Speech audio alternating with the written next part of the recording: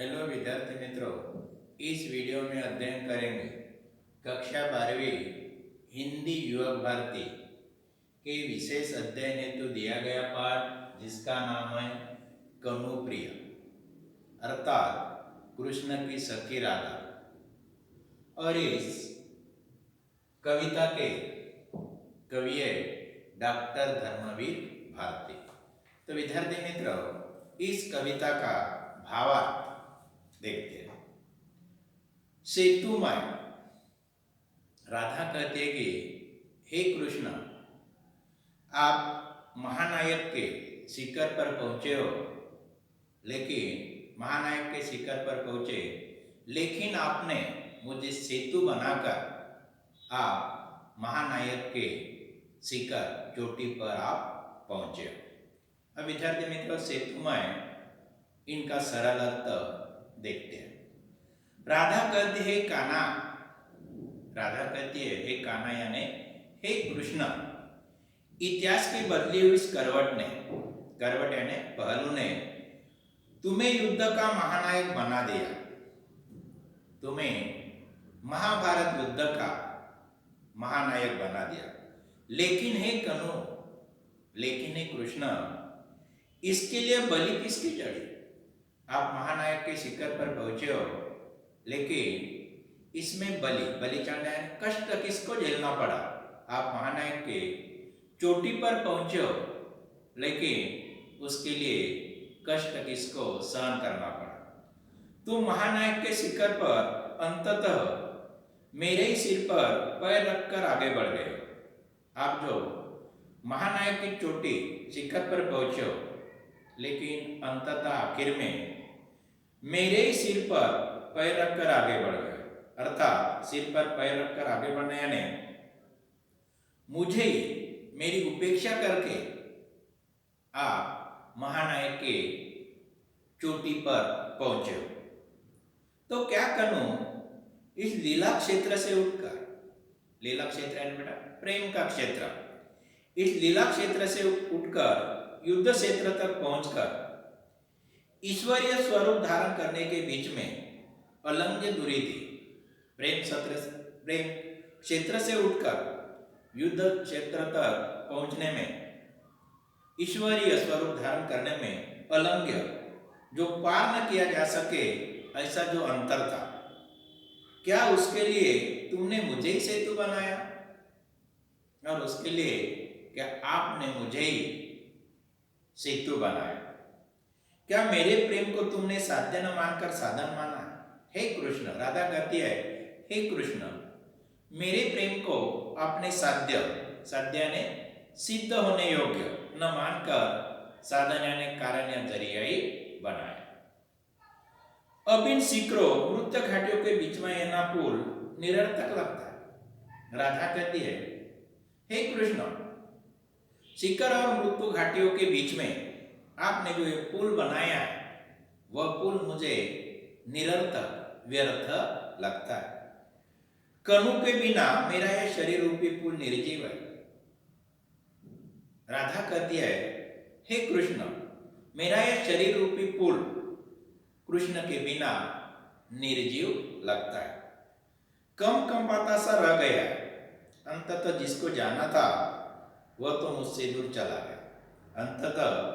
अंत में राधा कहते हैं कि जिसको मेरे दूर जाना था वह तो आखिर में चला ही गया।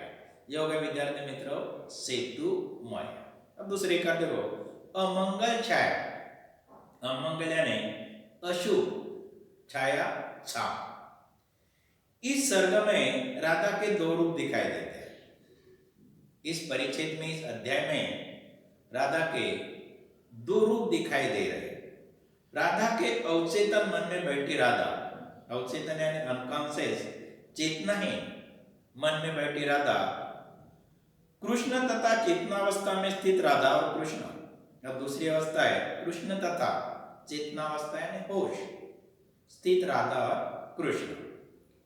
या अवचेतन मन में बैठी राधा, अवचेतन यानी बेसुध, अनकॉन्शियस मन में बैठी राधा चेतनावस्था में स्थित राधा को संबोधित कर दिया। हे राधा, घाट के ऊपर आते समय कदम के नीचे खड़े कनु को देवता समान प्रणाम करने के लिए तू जिस रास्ते से आती थी, हे बावरी, हे पगली, अब तू इस रास्ते से मत आ। यानी कि राधा का मन ही राधा को कहता है, घाट के ऊपर आते समय, घाट यानी पहाड़ पर चढ़ने का जो रास्ता, ऊपर आते समय कदम के नीचे खड़े कनु को तू देवता समान प्रणाम करने के लिए तो जिस रास्ते से आती थी, हे पगली, तो उस रास्ते से मत आ। यानी कि राधा ही स्वयं को समझाने का प्रयास कर रही है।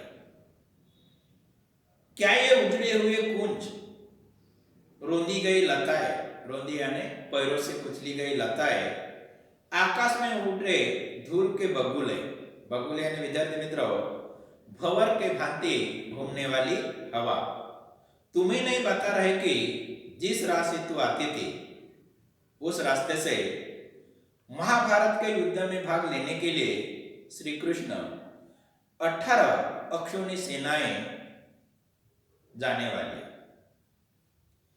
आज तू पद से दूर हट जा। राधा ही अपने को समझा रही, हे राधा, तो उस रास्ते से, उस मार्ग से अलग हो जा। उस लता कुंज की ओर से जिस कनु के कारण तेरा प्रेम व्यतीत और दुखी हुआ, उसे छुपा ले, क्योंकि युद्ध के लिए इस पथ में द्वारिका की 19 सेनाएं जा रही है। द्वारिका यानी विद्यार्थी मित्रों कृष्ण द्वारा बनाई गई कटियावाड़ की एक प्राचीन नगरी, उसे कहते हैं द्वारिका। द्वारिका से उन्मत्त सेनाएं जा रही है। द्वारिका से नशे में चूर महाभारत युद्ध में भाग लेने के लिए सेनाएं जा रही है। हे राधा, मैं मानती हूं कि कनु सबसे अधिक तुम्हारा है। कनु स्वयं को समझाने का प्रयास कर रही है। हे राधा, कनु सबसे अधिक तुम्हारा है। तुम उसके संपूर्ण व्यक्तित्व को परिचित हो। व्यक्तित्व यानी पर्सनैलिटी, व्यक्ति की विशेषता, आप कृष्ण को अच्छी तरह जानती हो। ये सारे सैनिक कनु के हैं जो महाभारत युद्ध में भाग लेने के लिए जा रहे हैं। वह सारे सैनिक कनु यानी कृष्ण के, लेकिन ये तुम्हें नहीं जानते। तुम उन्हें जानती हो, लेकिन वह सैनिक आपको नहीं जानते। याद तक कि कनु भी इस समय तुमसे अनभिज्ञ हो गए। सेना तो छोड़ो, लेकिन कृष्ण भी इस समय आपको नहीं जानता है। यहीं पर तुम्हारे न आने पर सारी शाम आम की डाल के सहारे यानी मदद के लिए कनु वंशी, वंशी यानी मुरली, बांसुरी बजा बजा कर तुम्हें पुकारा करते थे। यदि आप जिस वक्त कृष्ण को मिलने के लिए नहीं आते थे, उस वक्त कृष्ण आम की डाल के मदद से बंसी बजाकर आपको बुलाते थे। आज वही आम की डाल काट दी जाएगी, क्योंकि उसी आम के पेड़ के नीचे से कृष्ण की सेनाएं जा रही है। इस वजह से उस आम की टहनी डाल काट दी जाएगी। कारण यह है कि कृष्ण के सेनापतियों के तेज गति वाले रथों की ऊंची पताओं को यह डाल उलझती है। कृष्ण की जो सेनाएं जाएंगी, सेनापतियों के जो रथ है, उस रथ के जो पताका, जो फ्लैग है, वह फ्लैग उलझते हैं, अटकते हैं, अटकती है, लटकते हैं। यही नहीं, पथ के किनारे खड़ा यह पवित्र अशोक पेड़ खंड खंड नहीं किया गया तो आश्चर्य नहीं होना चाहिए। रास्ते में जो अशोक का पवित्र पेड़ है, उसको भी काट दिया जाएगा, उसके भी टुकड़े टुकड़े किए जाएंगे, क्योंकि अब युद्ध इतना प्रलयकारी बन चुका है। प्रलयकारी यानी सर्वनाश, विनाश करने वाला बन गया कि सेना के स्वागत में यदि ग्रामवासी तोरण नहीं सजाए, जो सेना जा रही है उनके स्वागत में यदि गांव के लोगों ने तोरण नहीं सजाएंगे तो कदाचित यह ग्राम भी उजाड़ दिया जाएगा। ग्राम यानी गांव, उस गांव को भी नष्ट या बर्बाद किया जाएगा। हे कनुप्रिया, कनु के साथ तुमने व्यतीत किए हुए तन्मयता के गहरे क्षणों को कनु भूल चुके हैं। कनु स्वयं को कहती है, कनु राधिका राधा स्वयं को कहती है कि कृष्ण के साथ में आपने जीवन के जो क्षण, गहरे क्षण आपने उनके साथ व्यतीत किए, वो गहरे क्षणों को भी कनु भूल चुके हैं। इस समय कृष्ण को केवल अपना वर्तमान काल अर्थात महाभारत का निर्णायक युद्ध ही है। कृष्ण आपको भूल चुके हैं, केवल कृष्ण को महाभारत युद्ध ही याद है।